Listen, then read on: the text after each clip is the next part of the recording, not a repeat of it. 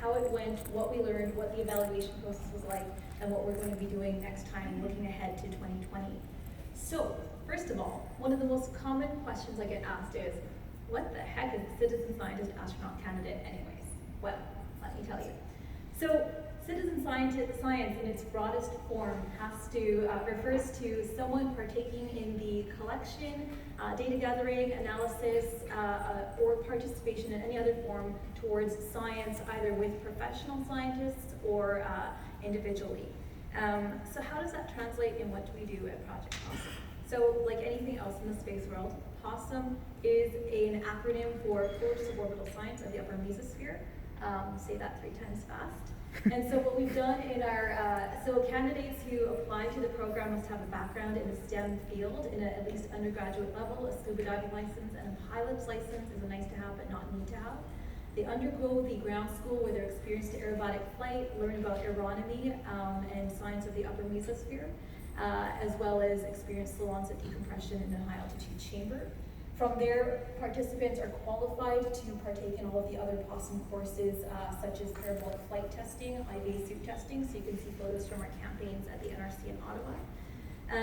We've also done high altitude knock the Atlas into cloud campaigns, off nominal landings in water scenarios, so we're testing the IAC spacesuit in water here. But of course, there's more to space than just low Earth orbit and suborbital space.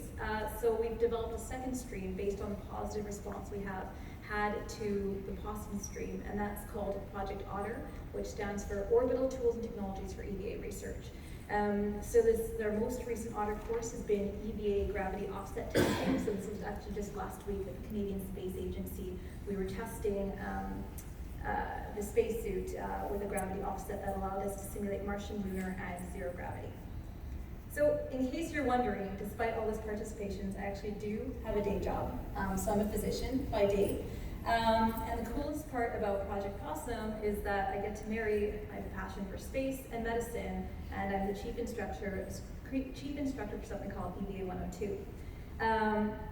So what I'm about to tell you about my remaining time is our experiences with the pilot demonstration of our course, EVA 102, that took place in 2017 in the Colorado wilderness.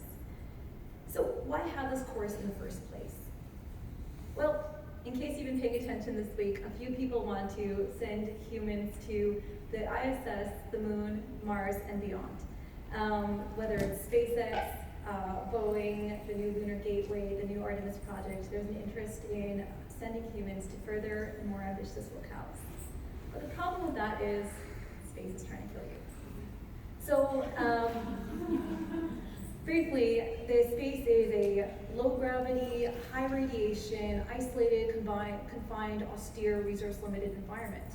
Currently, the International Space Station has a designated medical officer with 40 hours of training. But what happens if, in a long duration spaceflight scenario, your medical officer is incapacitated? We need to start evolving our thinking about how we're going to handle medicine in longer duration scenarios. So the question comes, what skill sets do you need for deep space and who should have them? So in this course, we took the assumption that anyone of sufficient training and of a technical background has the possibility to learn basic triage, assessment, and treatment. So the EVA 102 objectives were firstly to teach participants about the spaceflight environment, the challenges associated with working in a resource-limited environment, the health challenges posed, and then to give them an approach to dealing with common scenarios such as trauma and illness that would occur in an environment, to teach them how to assess a scenario, triage a scenario, recognize a pathology, and treat it. So for the 2017 iteration, the course instructors were myself and then Dr. Levon Krause, who is a wilderness EMT volunteer firefighter and PhD in neuroscience. And the course outline went a little something like this. So we preceded the course with 6 webinar hours in which we covered multiple medical issues, from traumas to closed head injury to massive hemorrhage to exposure and burns. And then we culminated the course in a 4.5 and 4.5 day in-person practical field scenario.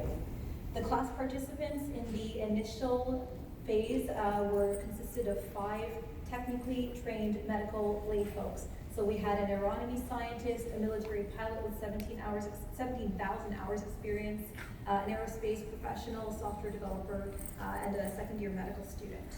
In the hands-on portion, we focused on training skills related to everything from tying knots to C-spine immobilization, splinting, reduction of fractures and dislocated limbs, and then we put them through their paces. We put them through scenarios. So the first thing we did to assess their baseline skill set was we threw them into a trauma scenario and watched how they approached it. Then, borrowing on principles from advanced trauma life support and NOLS, or National Outdoor Leadership Wilderness Medicine principles, we gave them approach to scene clearance, triage, and then we taught them the specifics about how to recognize different pathologies and treat them. Most importantly, we also taught them to be a bit of a medical MacGyver, as in, you don't have a splint, you need a splint, how do you make one? So here are some pictures from our course. So on the top left there, I am teaching my student to deal with a compound fracture, so how to address the wound, set the bone, and splint it. In the top, that's the top right. Sorry, the top left, actually, we've challenged the students to make a splint out of materials they had at their disposal, so you can see that they fashioned a leg splint out of a portable air mattress and duct tape. So duct tape always does come in handy, I can confirm. In the lower panel on the right there, we're doing a assisted C-spine rollover for a person with a suspected C-spine fracture. And then there's a picture in the lower left of the final evaluation in which the student was tasked to recognize, immobilize, and splint a dislocated shoulder after reducing it. So evaluation was pass-fail. A huge component of it was participation in all seminars, as well as active participation in during the 4.5-day practical, being a good teamwork. We assessed them and we taught them about critical decision-making in tough scenarios, leadership, survival thinking, resilience thinking. We put them through the paces in a variety of scenarios, from simple trauma, polytrauma, mass casualty night scenarios, and off-nominal spacesuit landings. And then also watched how their skills evolved, and finally we put them in a single assessor or single medic assessment scenario and watched how they flourished. And everyone did fantastic.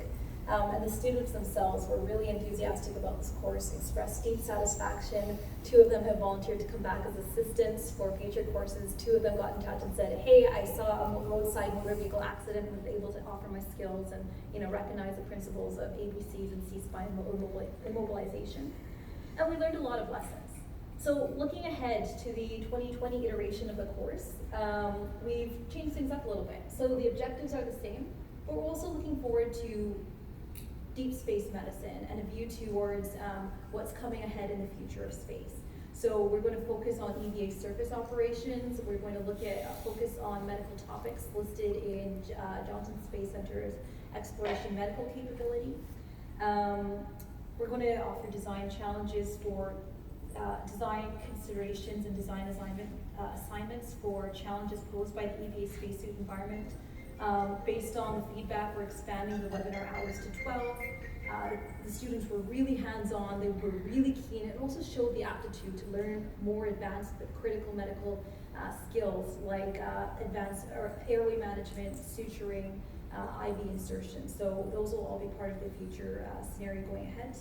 And our hope is also to serve as a technology and research testbed for partners who want to use an austere or simulated austere environment to do some testing. So that's where we're headed in 2020. I'm really happy to answer any questions. This is our graduating class from 2017. Thank you very much.